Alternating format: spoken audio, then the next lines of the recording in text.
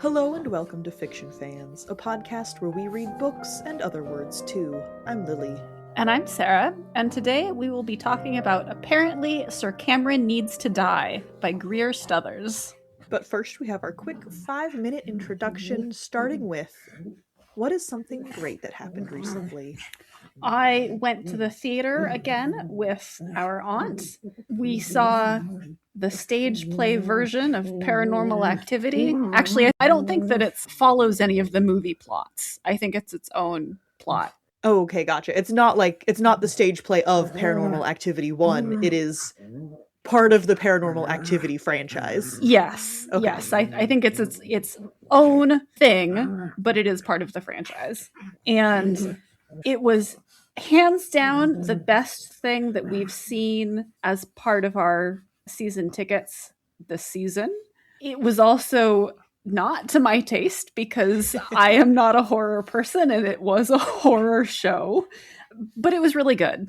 Well, I'm glad that you had value out of the evening, even if you didn't particularly enjoy the play itself.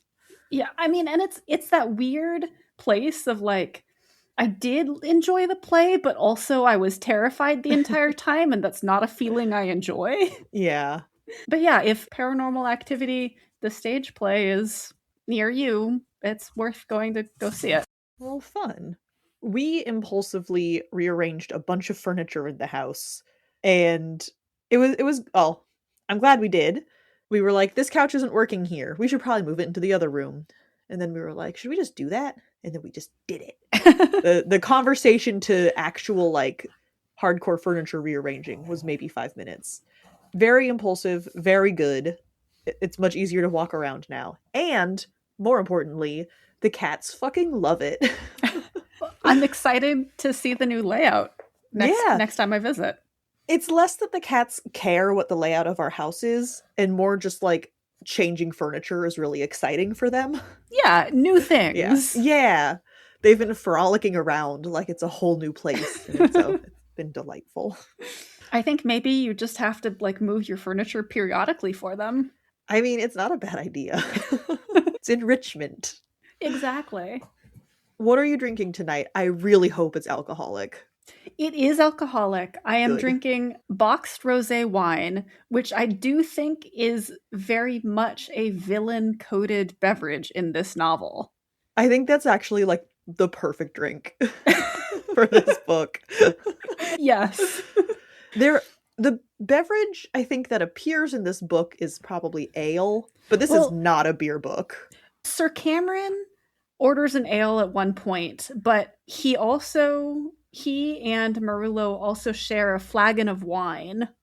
Okay, that's good. Oh, yeah, I remember. Yeah. But I do specifically think that there is a villain character, and I'm not going to say who would be drinking boxed rosé wine. I also just think boxed wine is the right vibe. Like, it's indulgent, but it's also, like, very accessible in a way that this book is. Yes.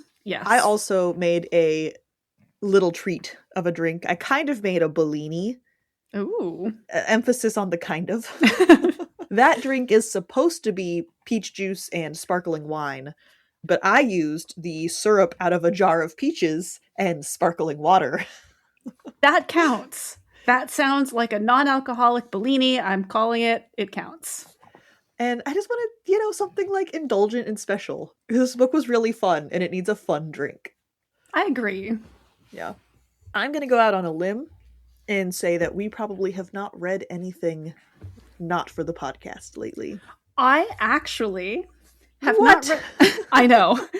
So, hear me out. I've not read a book that's not for the podcast, but there was an article in the New Yorker, which I couldn't read because it was paywall blocked, but it was about Anthony Bourdain, Narnia, like a specific Anthony Bourdain Narnia fan fiction. So I read that. Okay. And I don't normally count fanfic as part of like the answer for this question, but specifically because it was talked about in like a big published magazine, I think it counts. I mean, we specifically made the tagline and other words too to encompass things that are not books, but fair enough. Yeah, but it was fun to read about him trying different Narnian cuisine. What was the ambiance of this? Was it a crack fic? Was it just silly? So it's a one shot, and we can link it. I'll send you the link. We'll link it in the episode description. So people, if you're listening, you can go out and read this yourself if you want. It was a silly premise that was handled straight. Okay, the best kind. Yes. So it knew that it was silly, but it also was taking itself seriously, but not in a frustrating way. Yeah. Like it was self-aware, and it was also done really well. That's awesome. I will probably read it when you send me the link to include in the show notes. Because it's a one shot. It's short. Yeah. Like I read it before we started recording this. You'll finish it in 20 minutes. Excellent.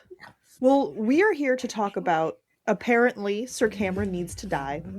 And I think our first conversation has to be forcing our listeners to relive a text conversation you and I had earlier today, where you said, apparently, Sir Cameron needs to die was a trip. And I was like, really? It was based on a drug trip? Like, is there a different kind of trip? That seems strange, but I didn't read the afterwards, so maybe. And then I waited a minute, and I was like, oh, no, that's the title of the book. Yes. Apparently, Sir Cameron Needs to Die is a trip. It goes in a lot of places that I did not expect, but I do not know if the author was on drugs when they wrote this. And that was just a wild thing to assert. And I was like, what do you know that I don't? Nothing in this case. It was very fun to read. The title of the book being a whole ass sentence does make it weird to talk about, just like in discussion for things like that. You even punctuated it correctly. You put the comma in. Because the title has the comma. Yeah. But I think we should say up front that because it was such a trip, this is going to be a pretty short spoiler-free section, because there's a lot of things that I think are spoilers in this book that I want to talk about. There are even some things that usually our rule is what, first 20% or so is free game. Mm-hmm. But the process of reading this book and discovering what happens next at basically every point was so delightful. I don't want to ruin that for anybody. Yeah. We've talked about in previous episodes how there are some books where it's not the journey necessarily that you mind being spoiled, but this is one where I think the journey is worth not knowing anything. A surprisingly plot-centric novel for how silly it is. Yes. There's a lot of plot. There's a lot of twists. It's really delightful in a way that makes it very hard to talk about on a podcast where you are not saying spoilers. But I think it's fair to say, well, we can definitely say, because the back of the book says, the premise is a love story. That kind of like gets you into it, right? Sir Cameron flees for his life, ends up with who would be a villain in any other perspective of story, Marullo, the evil sorcerer. And they hook up. And we're going to leave it at that for now. However, while that is like the main through line of the book, them getting together and what comes along from that, I'd say the book is primarily about Marullo trying to kill God. Yes, I agree. I think that the book is about the steps that Marullo takes to kill God. It just also happens to have a romance plotline. It's interesting because when you read the back of the book, it focuses a lot more on their relationship. Him trying to kill God, it just kind of seems like his quirky quest, if you will. But actually, like, going through it, that is much more the center of what's going on. And that's part of what makes it feel okay to talk about the relationship stuff and not everything else in this non-spoiler section. Yeah. For example, I, usually relentlessly horny, absolutely agreed with the choice for all of the sex scenes to be fade to black. I agree. I mean, I am not usually relentlessly horny, when it comes to sex scenes in books. But I think that it wouldn't have served the like ultimate story of this book to have non-fade to black sex scenes. Not at all. The tone is very silly and lighthearted. And I think a silly sex scene would have kind of ruined it, because that would have been too silly. Because despite how funny and unserious so much of the prose is, it's still very sincere. Mm-hmm. And it's hard to have a sincere and silly sex scene. And the relationship between Marullo and Sir Cameron is very sincere. Yes. I do think that we get some non-explicit foreplay, I'm going to call it. And I think that does a really good job of straddling that silly, sincere line. I agree. Yeah. And I think that was the right balance to strike for this book. Yes, absolutely. I also really like that in all of the descriptions of Marullo, he's not actually hot. Like, Sir Cameron is absolutely head over heels for him, but it's really nice. Eventually. Eventually, yeah, okay. It takes a while, but he gets there.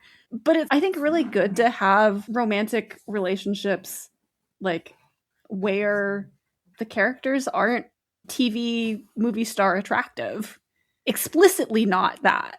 Yeah. Marullo is not even aggressively average. Like, he's kind of he's like a normal guy who's been through some shit. He's really pale, he's a little too skinny, he's got greasy hair. You know, he's an average guy who's been through shit. Yeah. While Sir Cameron is a babe, a self-described babe, and Marullo doesn't discount that, he's also very upset, or not upset, but concerned when that appears to be the only value Cameron sees in himself. Yeah, Marullo isn't with Cameron because he's hot. But he's also not like, I don't see your appearance. He's like, yeah, you are. Yeah. I had to correct you earlier, or add context when you said that Cameron was head over heels for Marullo. Because the pace of their relationship was one of my favorite things ever. That's fair. That's very fair. And I think especially because this isn't, like, there's no way this is considered a romance in any, like, capital R sense of the term. No, fiction/fantasy. Yeah, I don't even think this is considered romantasy. I mean, no. And that's so good because it means their relationship doesn't follow any of the prescribed plot points or like beats that it has to, which ends up making it such a realistic relationship. They start hooking up and then getting to know each other and deepening their relationship, which is a very normal thing in the real world. But in romance novels, it's you can't kiss someone until you've decided to spend your life with them. Yeah, you know? They definitely have a situationship before they have a relationship. And the way that comes about is just so utterly delightful, and the way that it progresses is so utterly delightful. And I agree that we would have been highly unlikely to see it in a capital R romance novel. And I think that just kind of encapsulates my position on this book. Like, the relationship is so key to my enjoyment of it, but it's almost circumstantial if you actually plot it out. I mean, I agree in some respects. It's not what is driving the book, right? What's driving the book is Marullo's attempts to kill God, or his quest to kill God. But it is also, because this book is primarily from Cameron's point of view, it is also quite integral to the storyline because we're getting it. Like, I mean, it's integral to Cameron. Yeah, it's important. Marullo is important to him. Yeah, and so we see that development. So I think the development of the relationship is quite important to the book as a whole. It's just that it's not what's driving the plot.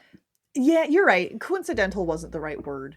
I think it was just so refreshing for their interpersonal relationship to develop separately from the plot. Maybe that's what I'm saying. Mm-hmm.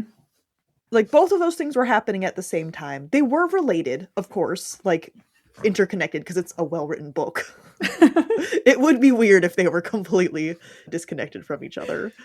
But I guess, no, this might be the point where we have to switch to spoilers. I mean, so much of this book is hard to talk about without spoilers. Way more than usual. It is so much fun in so many ways I did not expect. Okay, I will say this. I am that annoying person. Well, not always. I can read a room, but I talk during movies. So do I. We must be related. Yeah. I'm not in a movie theater, and I identify the people who enjoy that kind of movie watching experience, but I really like doing the, like, trying to guess what's going to happen next. And I feel like I'm right quite often. Not always, obviously, but I tend to see things coming based on, like, how plots are set up and stuff, right? You're right more often than not. Yeah.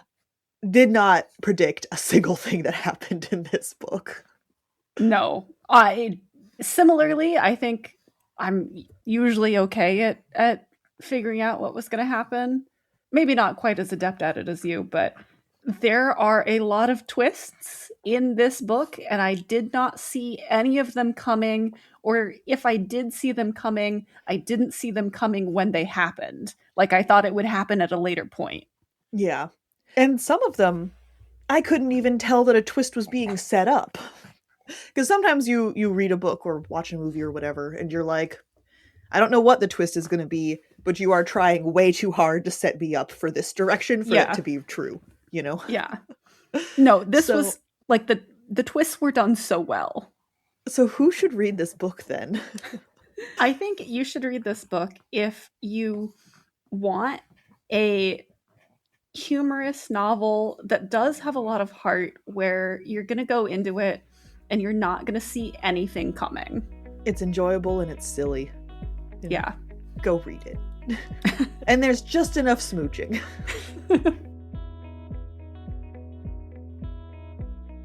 This episode of Fiction Fans is brought to you by Solsticia. That's our zine. Each issue has a different theme that celebrates genre and genre blending in a new way. PDF and EPUB versions can be purchased on our website, and Patreon supporters of all levels get free digital copies. You can find all of the issues and more at patreon.com/fictionfanspod. Thank you for your support. The remainder of this episode contains spoilers. Okay, talking about the twists. The one that I was kind of thinking maybe would happen, like at the very end of the book, I thought it would be the climax and not the middle of the book, was Sir Cameron actually dying. Yeah. That's a weird one, right? Because he's the main character. Even when the main character dies on page, you're like, well, this isn't gonna stick. And it didn't. But the way that it changed, the way that it affected the plot going forward, and that's why you were right when you said, no, their relationship does matter to the plot. It totally does, because Marullo's plans changed dramatically by saving Sir Cameron at the sacrifice of his own ambition. Yeah. I mean, he uses up all of his magic to do it. So romantic. I'm not even being silly. It's so romantic. I mean, it is. Yeah. It is romantic, especially when you consider that Glenda, who's another twist, told Marullo that Sir Cameron's last words for Marullo were that he loathed him and not loved him. Finding that out later was so upset. Well, Stothers did not make us, like, squirm too long in that moment. Yeah. Which, thanks. If I was suddenly angsting in the middle of this book, I would have been upset. Yeah, no, we didn't have to sit with that revelation for long, because Sir Cameron immediately corrects Marullo's misconceptions. But to think that that's what Marullo thought, and he still went and turned back time and used up all of his magic, so romantic. Amazing. Or the fact that Marullo was actually a dragon. Yeah. Didn't see that coming. Or how hard it goes on the sci-fi. Yes! Okay. I love the fantasy as post-apocalyptic setting, which I am most familiar with from the MTV adaptation of the Shannara Chronicles.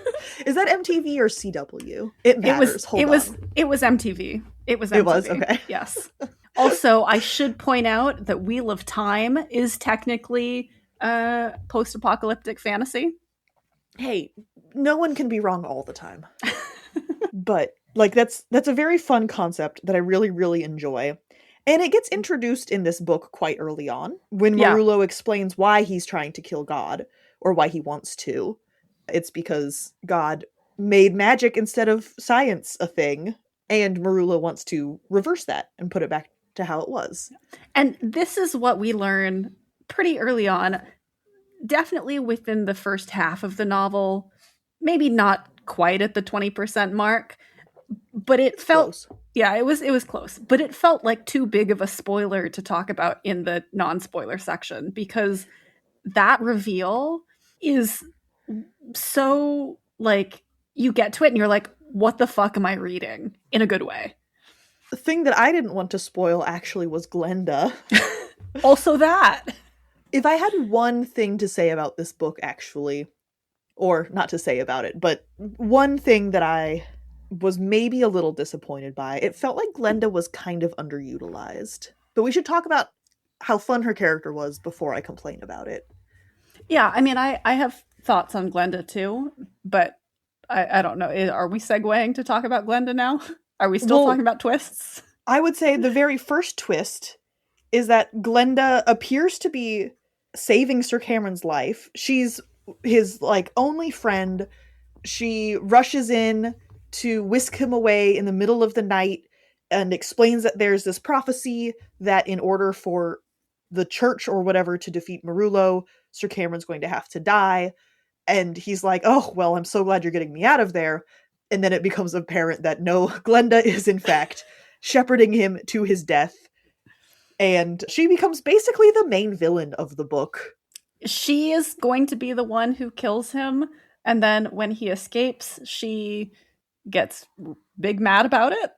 And yeah, chases him throughout the rest of the novel. Seeks her revenge. Yeah, trying desperately to kill him in the most painful way she can. And succeeds. Yes, technically and succeeds. Halfway through the book, she does kill him. The way that was revealed was just so delightful, and I think also kind of sets you up for, oh, okay, that's what's going on in this book. And then also finding out that the only reason why she was sad is because she was taking drugs to affect her emotions, and she actually didn't give a shit about him at all. So funny. Yeah, that was good. I will say that the thing that I thought was going to happen was that I thought Glenda was going to be the dragon half-sibling. Oh, interesting. And that was going to be why she had, like, issues with her emotions. Interesting. Okay, but there's my issue, is like that never really gets explored. I mean, it comes up and she's abusing drugs to feel emotions, and she kind of talks about it a little bit, but I guess it doesn't get resolved in any way. It doesn't. She also doesn't go through a lot of character growth. I mean, you learn that she's got a little bit of repressed feelings because she likes women, or it's implied that she likes women. And in this society, it's heterosexual relationships or nothing, basically, is the norm, and anything else is definitely viewed as not kosher. I mean, they're all extremely homophobic, yeah. Yeah. I guess not all, but, you know, the society as a whole definitely is. Yeah, so society as a whole is pretty homophobic, and you learn that she's maybe got some real repressed feelings there, but she doesn't go through a lot of growth. In a way, I kind of like that, because sometimes people just don't grow. She's given a lot of opportunities. Yeah, I didn't need her to grow. She was the villain. She could be villainous. I guess I didn't feel like she had a resolution. She brings Domitia who is the half dragon, half elf, to help her kill Sir Cameron. She kicks her out because she's dead weight, and then she kind of just never gets seen again. We see her a little bit, but yeah, she's not important after that. I didn't mind that. Like, I kind of liked it because, again, it's subverting your expectations of fantasy tropes and what's going to happen. I mean, I didn't care what happened. I guess I just wanted to see more of her after the sci-fi switch. Because while Marullo, well, I guess God is already dead. Spoiler. We do learn that God is already dead. Marullo doesn't need to kill God. God's already gone. He does not totally succeed, but he also doesn't totally fail. And I'm just going to leave it at that for now, in case we don't have to spoil the whole thing, but we'll see. And so after there is now a fantasy science hybrid world, we see Glenda mad about it, but we don't really see her living in this world at all. And she's the villain. She's not a main character, but we have chapters that follow her pretty consistently throughout the book. Well, I don't know. It just felt like it didn't have a resolution. That by that point of the story, we don't see anything on Larnia, which is the name of their world, or it's the name of their continent. We don't see anything on Larnia at all. Like, we're off on the moon by that point. No, we have a chapter from her perspective after the spell has gone off. Right, after the spell has gone off, but not after they actually get on the ship. Spaceship, yeah. After they get on the spaceship, it's all Cameron on the moon. Yeah, I don't know. I just, for how much time I spent with her, I didn't need her to suddenly become a good guy or anything and like realize the error of her ways. But I just wanted something more from the end of her. I see what you're saying. I didn't feel the same way, but I understand why you feel that way. Yeah, I don't know. It just felt like an unsatisfying, almost cliffhanger, but not in like a compelling way, just in a like wet fart, sad whimper way. Yeah, I mean, I kind of liked that it just ends. She deserves that. Yeah, that's fair. Like, because she builds herself up as important in her own head, and she's really not. That's true. And that does kind of lead into our next point, where this is really a story of side characters. It is. I mean, Sir Cameron is basically the henchman for the evil sorcerer. Like, that's his character archetype. Marullo's got his evil thing going down, and Sir Cameron's just following him around. And then Glenda, who is kind of, who I said our main villain throughout the book, ends up being totally inconsequential. She brings in Domitia, who is actually the one who thwarts the plan. But it's really, the big showdown is between Domitia and Marullo. Cameron and Glenda have nothing to do with it. Yeah. I mean, it is, like you say, it is a book about side characters. Yeah, which was fun. And with Sir Cameron, I mean, obviously, he's the main character. Like, yeah, that he has a satisfying conclusion that we follow all the way through. Misha was tragic as hell. I really hoped that she would survive. I was sad that she died. Even if she did die, I thought she was going to have something with Hydna? How did you pronounce Marullo's sister's name? I was saying Hydna.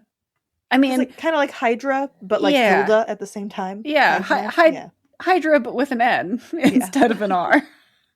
So, Hydna is described as being, am I twisting? There was a scene between Glenda and Domitia. Was Domitia also kind of queer, or was that just Glenda? Oh no, Domitia was absolutely queer because she talks about how the only reason why she got involved in this was because she had a weakness for women. Yes. Okay, I'm not making this up. I did not take any notes while I read this book. I just like wrote down my thoughts and opinions at the end, which means I'm worried that I got some details mixed up, but I did not. Okay. You're doing the Sarah version of podcasting instead of the Lily version. So yeah, we hear how Domitia has. Oh yeah, because she also explains how she has a weakness for women, whether they're small and sad like Glenda or big and strong. And that just felt so much like it was foreshadowing her meeting Hydna, Yeah, who but is a Hydna's also beefcake her of a woman. Hydna's also her half sister. Oh shit. Yeah, that kind of doesn't work, huh? Yeah, like I wasn't expecting there to be any kind of romantic relationship between them, but I was hoping that Domitia would have a sibling relationship with Marullo and Hydna, because they talk about in the beginning of the book, they talk about how there's this third dragon who's a half dragon, half elf, who was raised by the elves and really kind of rejects her dragon half, and it's too dangerous to like try to go find her because she's been essentially brainwashed by the elves. And we find out that the brainwashing is maybe not quite as true as they think it is, but she's definitely a quote unquote good guy versus our quote unquote villain dragon siblings. And I was hoping that they would have a familial relationship, and we don't get that at all. No. I will admit that I definitely thought they were using like the sister terminology kind of euphemistically. Like, as she is one of the only remaining dragons, she's of the Sisterhood of Dragons. And didn't realize that no, she like actual blood half sister until a little while in. Yeah, no, actual blood half sister. Which is probably why I concocted that all in my head and then was disappointed that it didn't go anywhere, because of course it didn't. So we've talked a lot around Sir Cameron, but not about this delightful doofus of a man at the center of this book much at all. I'm going to admit that it took me a while to warm up to Sir Cameron. Well, he's quite airheaded at the beginning and kind of plays into that. He's really airheaded. He's kind of like Elle Woods in Legally Blonde. Yes, he's the knight version of Elle Woods. He is the knight version of Elle Woods. He's hot. He knows it. He doesn't put in any work because he's hot. Well, that's unfair. He is good at doing knight stuff. He just also doesn't want to die, so he avoids it. It's not because he doesn't want to do work. No, you're right. It's not because he doesn't want to do work, but it's also, I don't think that he's good at knight stuff. Well, we don't know how he is in a real fight. But he does like train with a sword and stuff. It's not like he does train with a sword, but I think that is related to appearances and not like actual work putting in. Maybe. Yeah, like I think he does everything that is required for physical upkeep. I think that's definitely how the characters around him see him. But I think something should be said for his incredible adaptability that we see throughout this book. And it kind of feels like Marullo and even Sir Cameron himself a little bit attribute it to being vapid. Like, oh, he's only adaptable because he doesn't care or really understand what's going on. But he throws himself wholeheartedly into the whole henchman thing and then henchwoman thing when that happens for a little while. And hench vulture thing. And hench vulture thing. And the ability to roll with the punches to that degree is incredible. It is. And I do think that part of it has to do with the fact that Cameron is very secure in his own body. And it doesn't matter whether that's the body of a vulture or a woman. Cameron knows who Cameron is. Yeah, maybe he's comfortable with his identity and himself. Yeah. Yeah. And so like he's not paying attention necessarily to the specifics of what his outside looks like. I know I just said he was very focused on his physical appearance, but not in an insecure way. Right? Like he knows he looks good. He knows that this is one of his great traits. And that he sees himself as a people person, and that's the trait that he goes with. Yeah. And it's definitely played for laughs, especially when it doesn't work on Marullo, except it does. I mean, it totally does.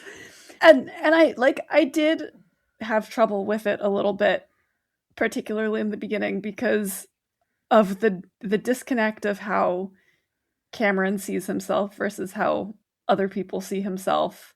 I was like, okay, I know you're confident, but be a little bit more aware of read the room a little bit. But the thing that worked for me was that Cameron does grow and does gain some more attributes rather than like beyond just is comfortable with his physicality. Yeah, I mean, he learns how to love. I mean, even that's unfair, right? Because he's gay in a society where that's not allowed at all. And so he's never really had, like, he's had dalliances, but he's never had, like, a relationship, at least from what we can tell on the page. Yeah, I mean, like, he knows how to love, but he learns how to stand in his convictions. Yeah. About his love. Speaking of the henchwoman period, it was such a delightful plot point, and yet it didn't feel minimized or like it was all played as a joke. Oh, big strong man now is woman, you know? Well, and I think that has a lot to do with how much Cameron just rolls with the punches and is like, cool, I'm a woman now. I've got tits, I look great, I can wear all of these, you know, really sexy dresses. It's awesome. And I do think that it's contrasted Cameron's easy acceptance of the change and to an extent Marullo's. I mean, Marullo is the one who made the change, but I don't think Marullo thought deeply about it. I think Marullo was like, oh, turning a big handsome man into a woman is gonna be just as embarrassing as turning a big handsome man into a vulture. Well, because he was trying to void the prophecy, right? Well, he was trying to void the prophecy, but also at this point, they're still kind of antagonistic. I think Marullo wants to make Cameron feel bad, and Cameron just doesn't, because Marullo was definitely upset that Cameron was so chill with being a vulture. Yeah. So I think Marullo was like, okay, we'll try turning you into a woman then, see how you like it. And Cameron's like, this is great. But I do think that those scenes are so successful because it contrasts with how the antagonist characters view it, and how they're like, well, Cameron's not actually a woman. Cameron's just like, this is just some weird shit. And Cameron's like, no, I'm a woman now. They're also just absolutely appalled, right? Yeah. And again, Cameron's easy acceptance of it is just incomprehensible to them. How can he not be freaking out and upset that his body has changed? Yeah. I really liked that whole the way all of that was handled. And while there were some jokes involved, it was mostly around Sir Cameron not knowing how women work. His bafflement at periods was pretty funny. That was that was pretty great. Yeah. And there's a callback to it later on in the book where Hydna's like, yes, Cameron, every month. We've talked about this. That was just very funny to me. And so, yeah, the jokes were along that line and not, isn't it hysterical that he has to be a little lady? Yeah.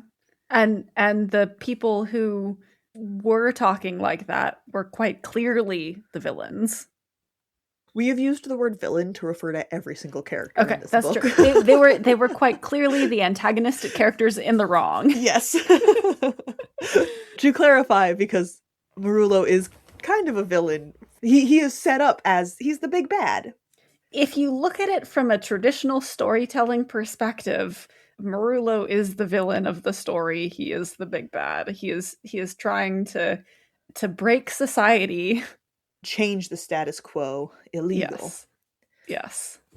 And he doesn't care who he kills to do it, as long as it's not Sir Cameron. Yeah.